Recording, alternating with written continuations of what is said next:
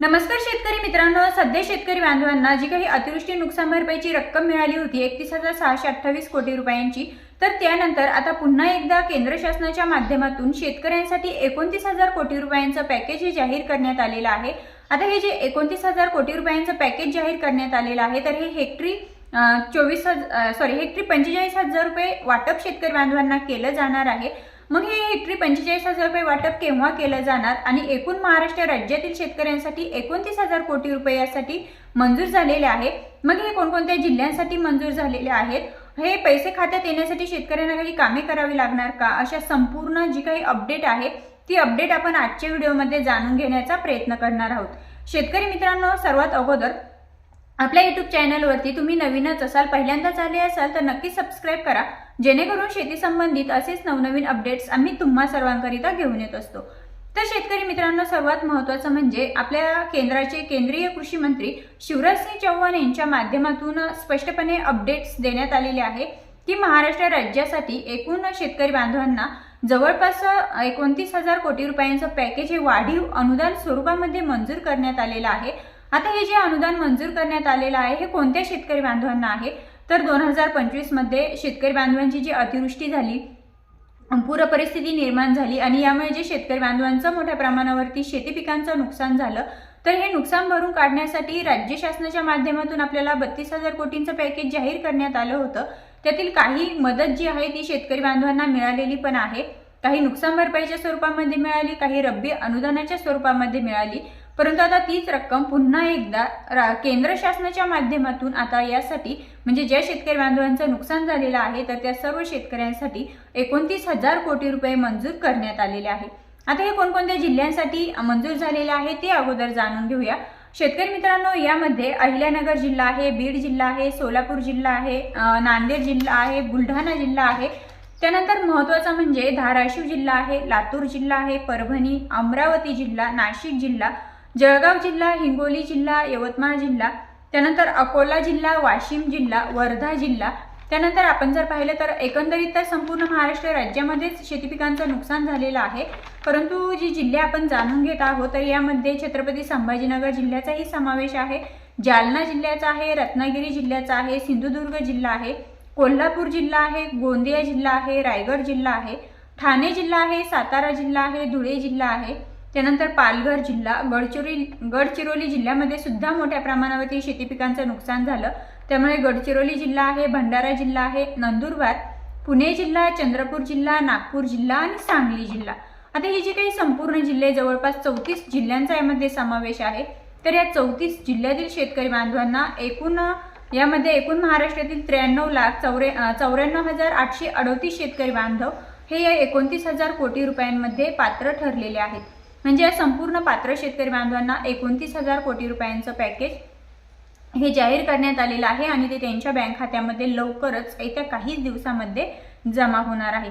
आता शेतकरी मित्रांनो, हे जे हिवाळी अधिवेशन चालू होतं यामध्ये 20,000 कोटींच्या पुरवण्या मागण्या या मान्य करण्यात आलेल्या सरकारने मान्य करण्यात आलेल्या आहे किंवा सादर करण्यात आलेल्या आहे। तर यामध्ये 14,500 कोटी रुपयांचं वितरण झालेलं आहे, परंतु अद्यापही 6,500 कोटी रुपयांचं वाटप हे बाकी आहे आणि हे जे वितरण आहे हे सध्या निवडणूक प्रक्रिया चालू आहे किंवा निवडणुकीचा निकाल बाकी आहे किंवा मग आचारसंहिता, तर हे संपूर्ण ज्या काही प्रक्रिया आहे त्या पूर्ण झाल्यानंतर लवकरच शेतकरी बांधवांच्या बँक खात्यामध्ये हा निधी जो आहे 6,500 कोटी रुपयांचा जो की बाकी आहे वितरण तेही केलं जाणार आहे। आणि आता पुन्हा एकदा केंद्राच्या माध्यमातून म्हणजे केंद्र शासनाच्या माध्यमातून जे 29,000 कोटी रुपये राज्यातील शेतकऱ्यांसाठी मंजूर करण्यात आलेले आहेत, तर तेही शेतकरी बांधवांच्या बँक खात्यामध्ये लवकरच जमा केले जाणार आहे।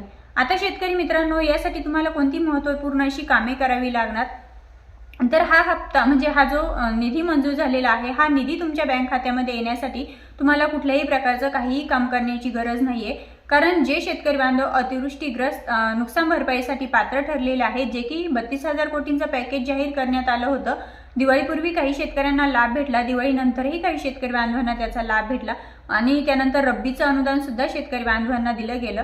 या दोन्ही योजनांसाठी जे संपूर्ण शेतकरी बांधव महाराष्ट्र राज्यातील पात्र ठरले, ज्या संपूर्ण शेतकऱ्यांच्या बँक खात्यामध्ये ही अनुदानाची रक्कम जमा झाली, ते संपूर्ण शेतकरी बांधव आता या पुन्हा एकदा जे वाढीव अनुदान मंजूर करण्यात आलेलं आहे केंद्र शासनाच्या माध्यमातून, तर त्यासाठी सुद्धा पात्र असणार आहे।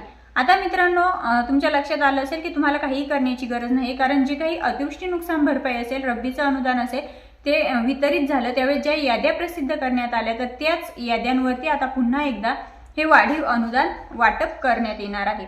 आता मित्रांनो, आपण जाणून घेऊया कोणत्या जिल्ह्यातील किती शेतकरी बांधव यासाठी पात्र ठरलेले आहेत। तर काही जिल्ह्यांची अपडेट आपण या व्हिडिओमध्ये जाणून घेणार आहोत, तर काही जिल्ह्यांची अपडेट आपण पुढील व्हिडिओमध्ये नक्कीच जाणून घेण्याचा प्रयत्न करणार आहोत। आणि शेतकरी मित्रांनो, बीड जिल्ह्यामध्ये 9,21,447 शेतकरी बांधव पात्र ठरले। अहिल्यानगर जिल्ह्यामध्ये 8,27,282 शेतकरी बांधव, सोलापूर जिल्ह्यामध्ये 7,37,702 शेतकरी बांधव, तर नांदेड जिल्ह्यामध्ये 8,57,580 शेतकरी बांधव पात्र ठरले। त्यानंतर बुलढाणा जिल्ह्यामध्ये 6,80,393 शेतकरी बांधव हे पात्र ठरलेले आहेत। सांगली जिल्ह्यामध्ये 1,04,158 शेतकरी बांधव, नागपूर जिल्ह्यामध्ये 1,18,879 शेतकरी बांधव, तर चंद्रपूर जिल्ह्यामध्येही 1,08,316 शेतकरी बांधव पात्र ठरलेले आहेत।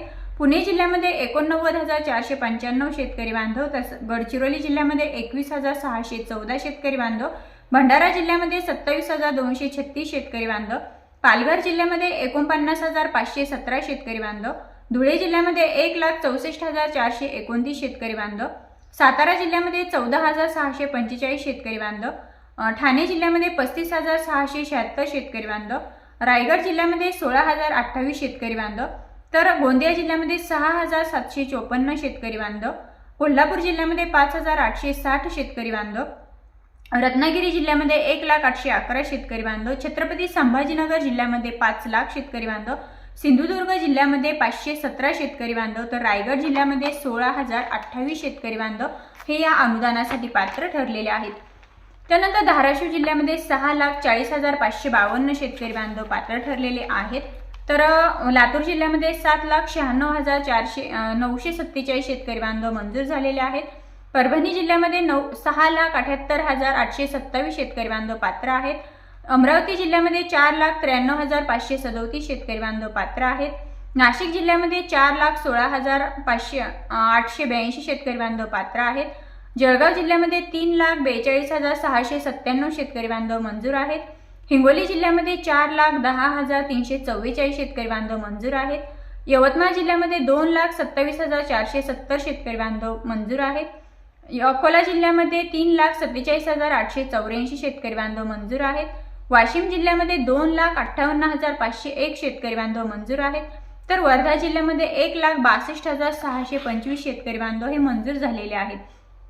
शेतकरी मित्रांनो, आपण जी संपूर्ण जिल्ह्यांची आकडेवारी जाणून घेतलेली आहे, तर या संपूर्ण जिल्ह्यातील शेतकरी बांधवांना आता हे 29,000 कोटी रुपयांचं जे पॅकेज आहे ते लवकरात लवकर वितरित केलं जाणार असल्याची माहिती कृषी विभागाकडून समोर आलेली आहे।